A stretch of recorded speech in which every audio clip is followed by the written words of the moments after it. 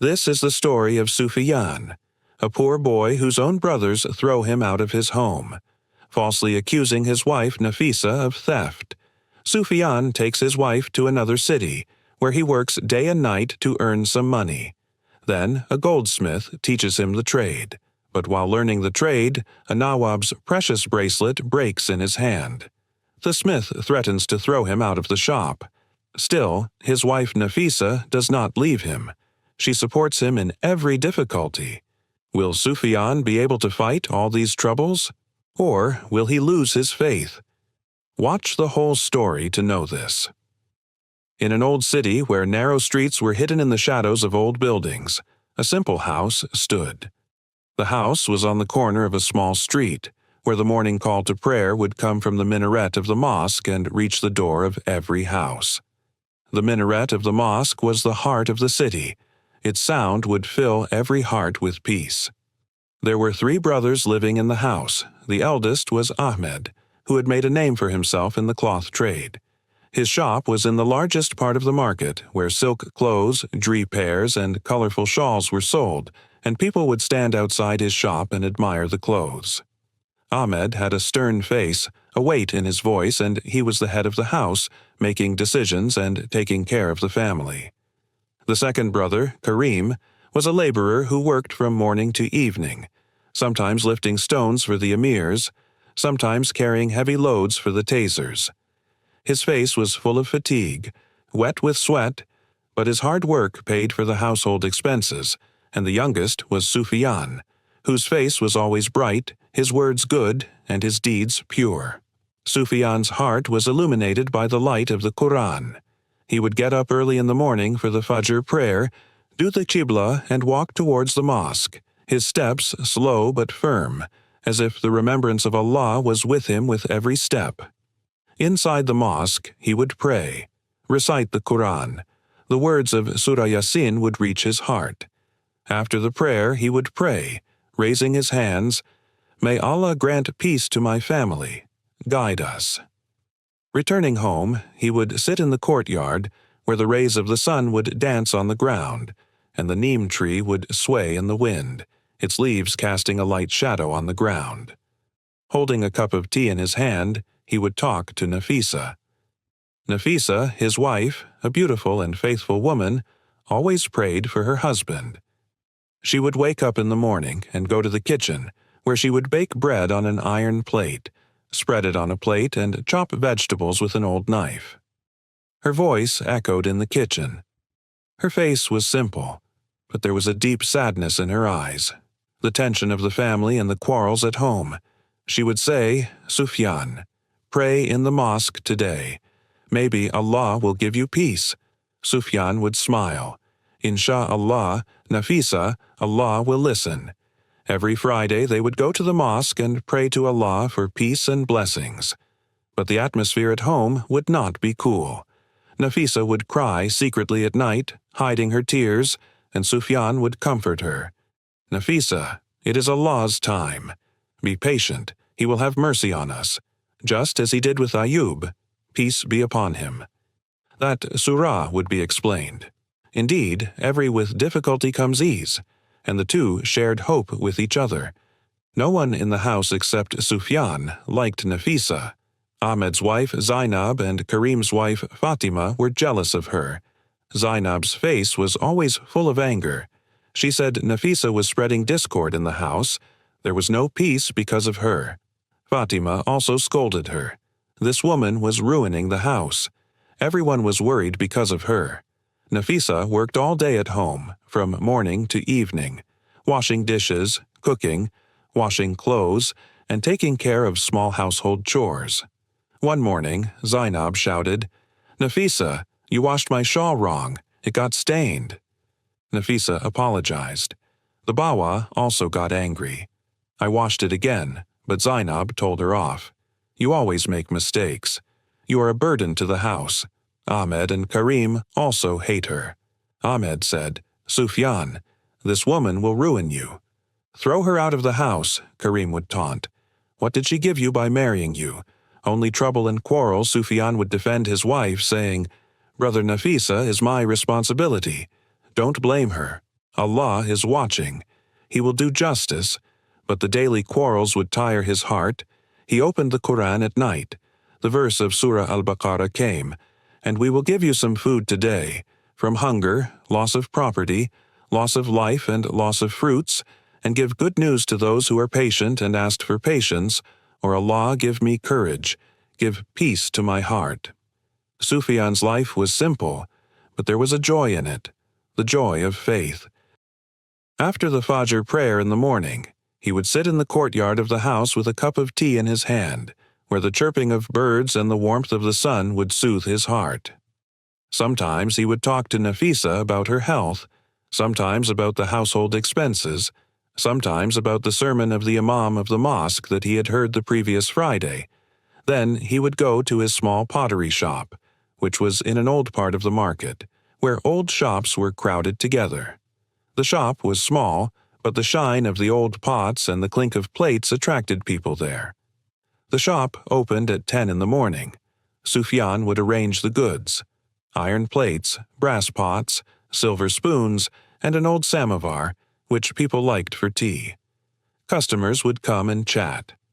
One day an elderly man came, his face bright with white beard.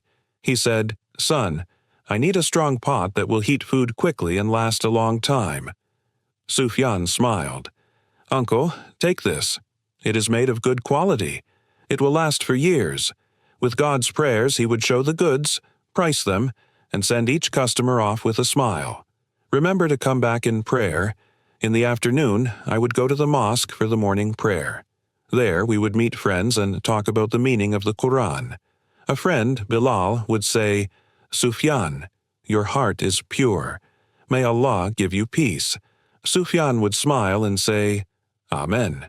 Bilal would still pray. In the evening, he would close the shop and return home. On the way, he would buy some vegetables from a small street vendor. On the way, fresh onions and tomatoes would shine. He would sit with Nafisa and eat. Sometimes he would eat bread and lentils. Sometimes he would eat rice and vegetables. Nafisa would make them with love. It would be flavored with cardamom and cloves. After eating, both of them would read the Quran together, recite Surah Al-Fatiha, and recite Ahaduna Sirat al-Mustaqim, show us the straight path. And at night they would pray, "May Allah bring peace to the house and remove all troubles." But this peace did not last long. One day, a small incident in the house turned into a big fight.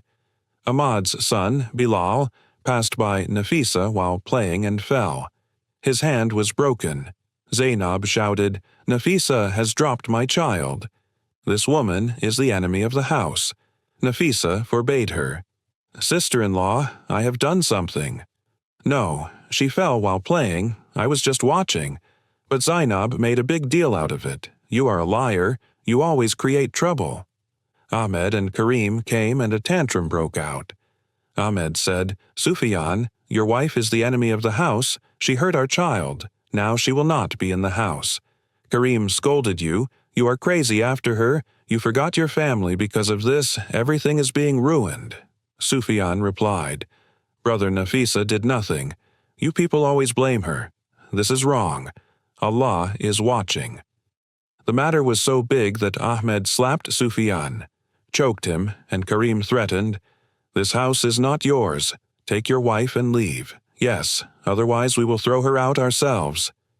Sufyan's face turned red. His heart was broken, but he controlled himself and said, "I will support my wife. You people are wrong." That night Sufyan sat in his room, opened the Quran and read Surah An-Nashrah. "Didn't it read for you? Have we not expanded your chest?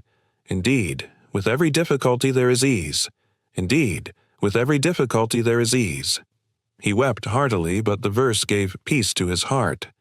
Sitting next to Nafisa, he said, "Nafisa, this house is no longer ours. We will go to your father's city. I trust in Allah.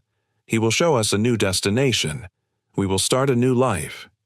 Tears came to Nafisa's eyes. She held his hand.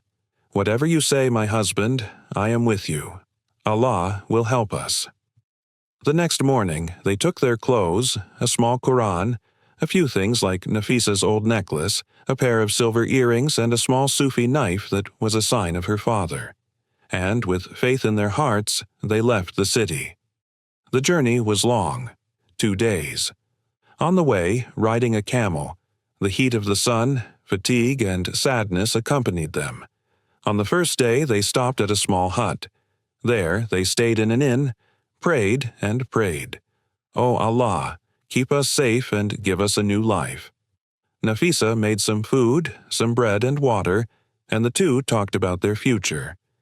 How they used to meet before. How on the wedding day, Nafisa's face shone behind her dupatta. The next day, the scenery on the road changed. There were trees, a small river with water as clear as glass, and a glimpse of the city from afar. In the evening, they reached Nafisa's father's city, where his house was in a small street. Near an old mansion, Nafisa's father's city was a royal and old city where the mansions of the Nawabs still stood. Their walls told old stories. Mosques were illuminated by the light of the Quran. Their domes made the sky look small. The bazaar smelled of ornaments and silk fabrics. The voices of people, the ringing of bells and the calls of the street vendors kept the bazaar alive.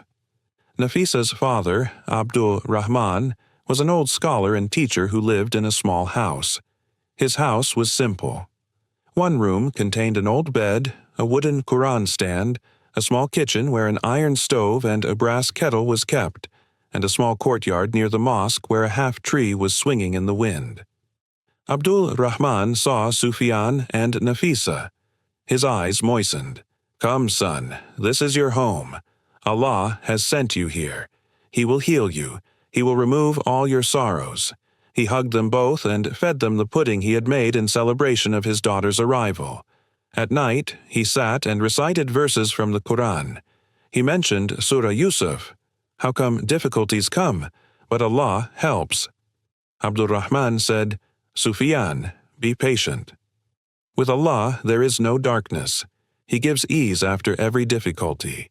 Sufyan decided that he would quickly find work. "I will take responsibility for both of you. Allah will provide sustenance," he said to Abdul Rahman. On the first day, he walked around the city. He went to the streets of the markets where people were busy shopping, the shops where jewelry sparkled, clothes fluttered, and the fragrance of perfume permeated the air. He went to every shop and asked, "What is the work?" "I am a hard worker. I have experience in making pots, but the city was big. Everyone was making their own place." One shopkeeper said, "I need experience. Goldsmithing is useful." Another said, "There is no place." He would leave every morning. His feet ached as he walked in the sun. He would return tired in the afternoon, but his spirit did not waver. One day he stopped near an old shop where an old merchant was selling rice. An old chandelier was hanging outside his shop. Sufyan talked to him. "Uncle, what is the work?" The old man smiled. "Son, here everyone does their own work, but there is a goldsmithing shop near the mosque." He asked there. Sufyan said, "Thank you." He went to the mosque, prayed and prayed, "O God, show me the way." Nafisa took care of the house, brought medicine for her father, cooked food, sometimes rice and lentils, sometimes vegetables and bread, sometimes pudding in a small pot, which Abdul Rahman liked. The money started to run out in the first week. The little money brought from the old city was spent in a small bag.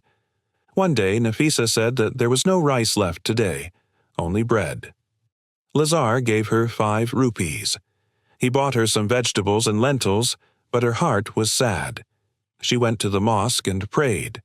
At Asr, she opened the Quran, read Surah Ashra, recited Anmal Siri Yasra, and prayed, "O Allah, grant us the way, remove our troubles." Another worry was Abdur Rahman's health. One night he had a heartache. He started to breathe. Sufyan took him to the doctor, where the doctor gave him medicine. He said, "This is a heart problem. He needs rest. Give him medicine and treat him with the herbs of the sage." It became difficult to cook at home. He had to borrow money. A neighbor gave him 50 rupees who owned a small shop and brought him some vegetables, but both of them were crying. One evening, while wandering in the market, Sufyan saw a gold shop. The shop was shining with gold and silver jewelry, necklaces, rings, all light. They were leaving like stars in a moonlight night. Malik Zafar Khan was an old craftsman. He was a famous master of the city. Nawabs and emirs would come to him to make jewelry. His work was so perfect that people would say that Zafar's gold was made of soul. Sufyan gathered courage and went inside, greeted him and said, "Master, I need work." "I am hard-working. I will learn quickly." With the help of Allah, Sufyan looked at him carefully. He saw the light of faith in his eyes. He asked, "Does gold work come with experience?" Sufyan told the truth. "No, master, but I will learn. Give me a chance." "I will not make mistakes," Sufyan thought. A smile came over his simple face and said, "Come tomorrow morning and learn. You will get less money. You will leave making mistakes." Sufyan went home and prostrated. "Thank you, Allah. Thank you. You showed me the way." The next morning, Sufyan reached the shop on time. His face was shining in the morning sun. Sufyan greeted him and then started working. The first day, small tasks were cleaning the shop where dust had settled, polishing the jewelry, showing the goods to the customers with a soft cloth. Sufyan kept his hands light from the heart. He handled each piece of jewelry as if it were a trust. Zafar looked at it and said, "Son, keep your hands light.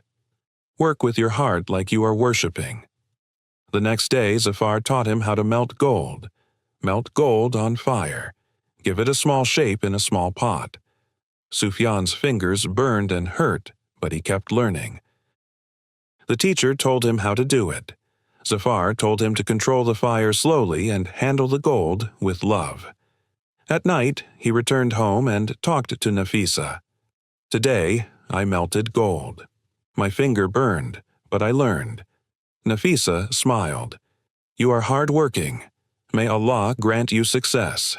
I will pray for you." Learning gold for Sufyan was a long and difficult journey. In the first week, he made mistakes in melting gold. The gold would burn or the shape would deteriorate. The teacher said, "Son, keep your hands cool. Work with your heart. Understand that gold is a living thing." Sufyan's fingers burned with fire. Tears came to his eyes from the pain, but he did not stop. At night, when he came home, he told Nafisa that today it is melting again. "But I am learning." Nafisa would apply ointment on his fingers. Be patient, hard work will pay off in the second month.